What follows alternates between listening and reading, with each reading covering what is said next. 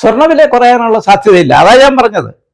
ഈ അടുത്ത കാലത്ത് ഈ ആഗോള രംഗത്ത് ഉണ്ടായിക്കൊണ്ടിരിക്കുന്ന സംഭവങ്ങൾ, പ്രത്യേകിച്ച് യുക്രൈൻ യുദ്ധം, അമേരിക്കയും റഷ്യയുമായിട്ടുള്ള പ്രശ്നങ്ങൾ, അല്ലെങ്കിൽ ട്രംപ് അധികാരത്തിൽ വന്നതുമൂലം ഉണ്ടായിരിക്കുന്ന പ്രശ്നങ്ങൾ, ഇതൊക്കെ വീണ്ടും ഈ അടുത്ത കാലത്ത് ഈ സ്വർണ്ണവില അതിൽ വലിയൊരു വർധന ഉണ്ടാക്കി.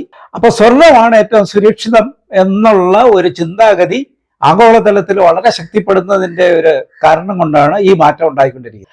50% ടാരിഫാണ് ഇന്ത്യൻ ഉൽപ്പാദന പേരിൽ അമേരിക്ക ഇപ്പോൾ ചുമത്തിയിരിക്കുന്നത് എന്നുള്ളതാണ്.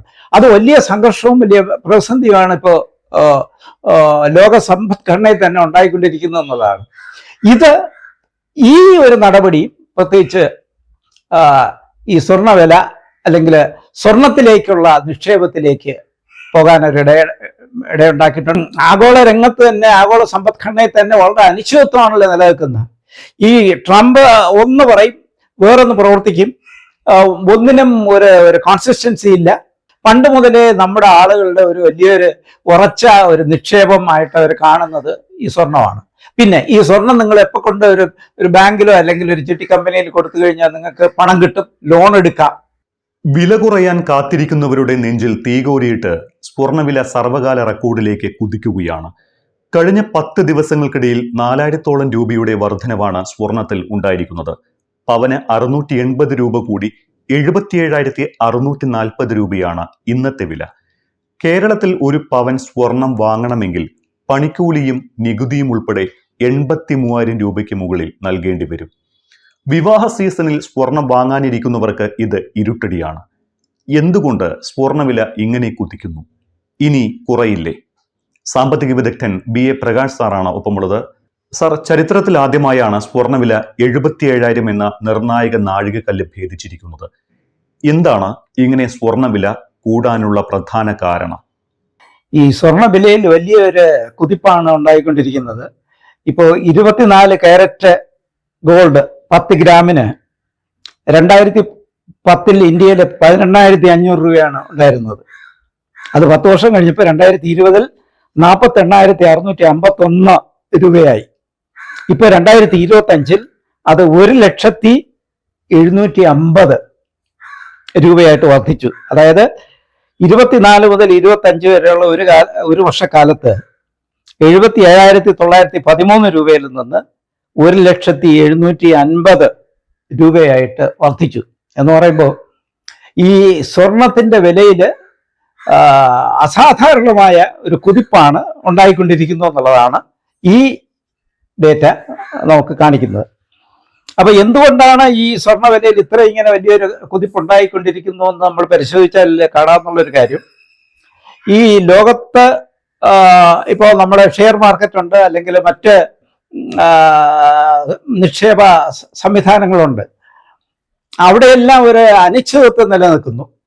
ആഗോളതലത്തിൽ പലതരത്തിലുള്ള അനിശ്ചിതത്വം നിലനിൽക്കുന്ന ഒരു സാഹചര്യത്തിലാണ് പ്രത്യേകിച്ച് ഈ കഴിഞ്ഞ 2020 ശേഷം 2022 നമുക്കിവിടെ കോവിഡ് പാൻഡമിക് ഉണ്ടായിരുന്നു.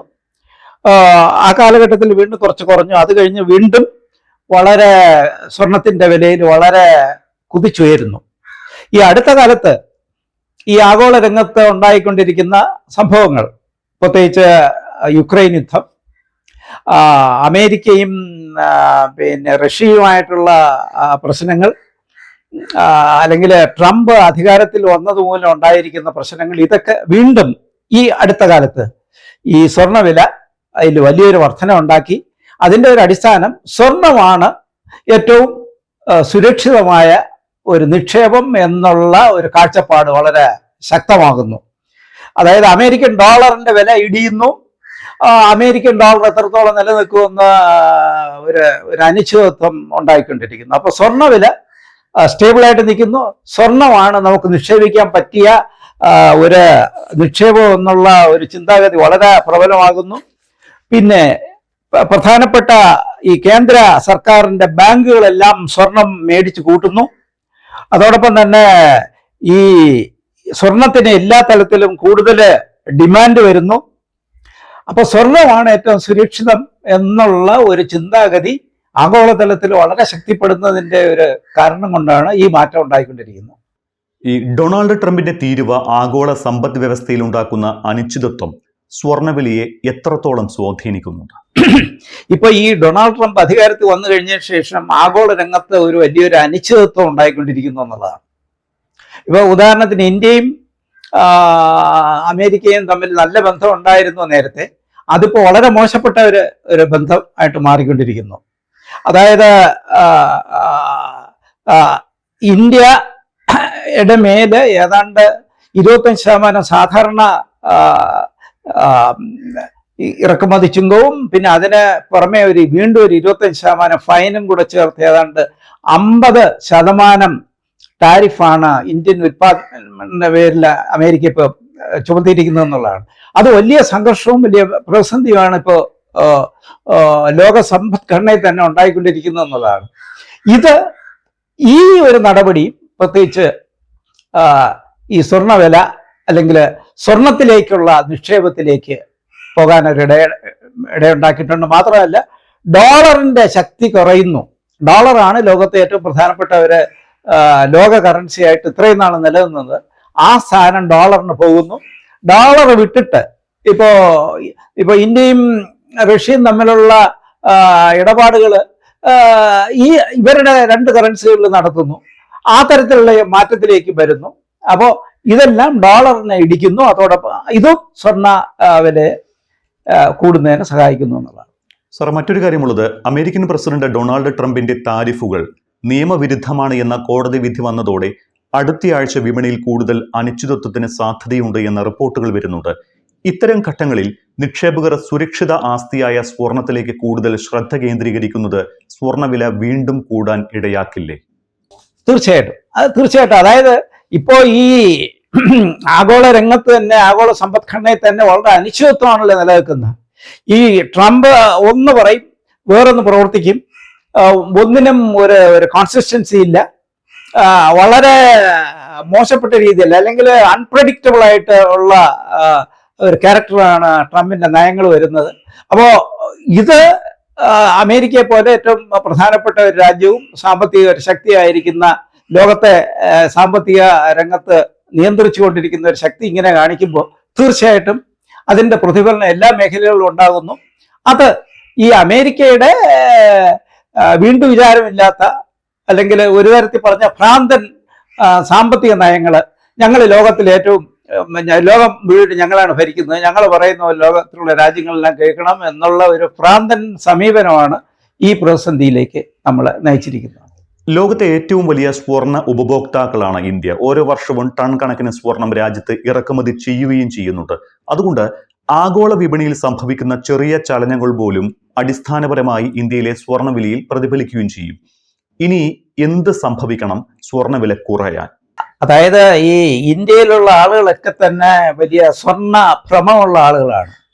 അതായത് മാരേജിന്റെ ആവശ്യത്തിന് ഒരു പ്രധാന ഘടകമായിട്ട് കാണുന്നതും ഡൗറി കൊടുക്കാനായിട്ട് കാണുന്നതും പിന്നെ സ്വർണം ഒരു സുരക്ഷിത നിക്ഷേപം എന്നുള്ള നിലയിലും പണ്ട് മുതലേ നമ്മുടെ ആളുകളുടെ ഒരു വലിയൊരു ഉറച്ച ഒരു നിക്ഷേപമായിട്ട് അവർ കാണുന്നത് ഈ സ്വർണ്ണമാണ്. പിന്നെ ഈ സ്വർണം നിങ്ങൾ എപ്പോൾ കൊണ്ട് ഒരു ബാങ്കിലോ അല്ലെങ്കിൽ ഒരു ചിട്ടി കമ്പനിയിൽ കൊടുത്തു കഴിഞ്ഞാൽ നിങ്ങൾക്ക് പണം കിട്ടും, ലോൺ എടുക്കാം. അപ്പോൾ ഈ ഇന്ത്യയിലുള്ള ജനങ്ങൾക്ക് മറ്റു രാജ്യങ്ങളിൽ നിന്ന് വളരെ വിഭിന്നമായി ഈ സ്വർണത്തിനോട് വലിയൊരു അഭിനിവേശമുള്ള ഒരു കൂട്ടരാണ്. അതാണ് ഇന്ത്യയിലെ ഈ സ്വർണത്തിന് ഇത്രയും കൂടുതൽ ഡിമാൻഡ്.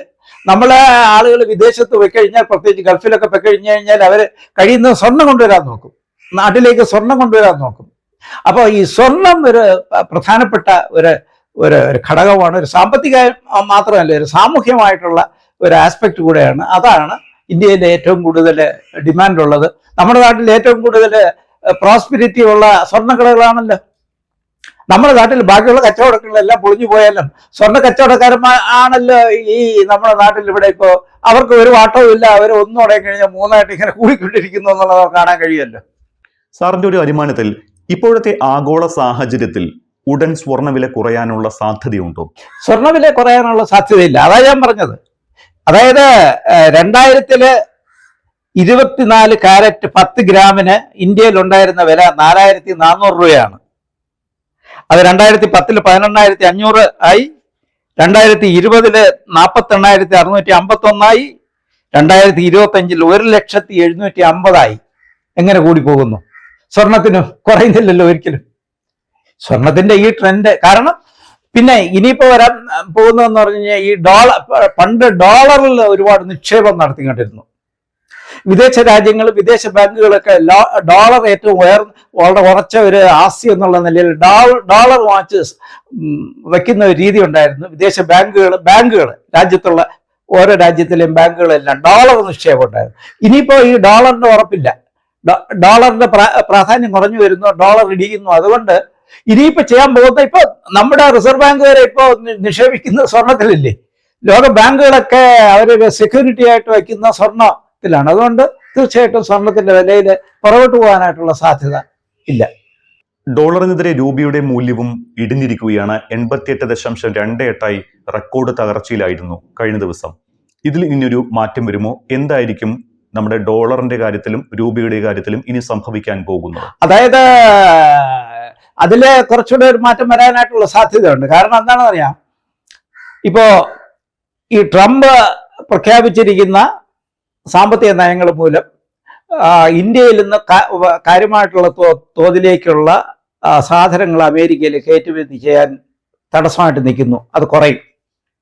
ചില കണക്കുകൾ അനുസരിച്ച് ഏതാണ്ട് ഇന്ത്യയുടെ GDP-യുടെ ഏതാണ്ട് 1% തുല്യമായിട്ടുള്ള കുറവുണ്ടാവും എന്നാണ് പറയുന്നത് ഇപ്പോഴത്തെ ഈ അനിശ്ചിതത്വം. എന്ന് പറയുമ്പോൾ അതിൻ്റെ അർത്ഥം എന്താണ്? തീർച്ചയായിട്ടും നമുക്ക് ലഭിക്കുന്ന ഡോളറിന്റെ എമൗണ്ട് കുറയും. തീർച്ചയായിട്ടും വീണ്ടും $1 വീണ്ടും ഉയർന്ന ഒരു പിന്നീട് കൂടുതൽ രൂപയിലേക്ക് മാറുന്ന മോശമായിട്ടുള്ള അതിൻ്റെ രൂപയുടെ വില ഇടിയുന്ന ഒരു സാഹചര്യം തന്നെ ഉണ്ടാവാനാണ് സാധ്യത ഈ അടുത്ത കാലത്ത്, അടുത്ത സമീപ ഭാവിയിൽ.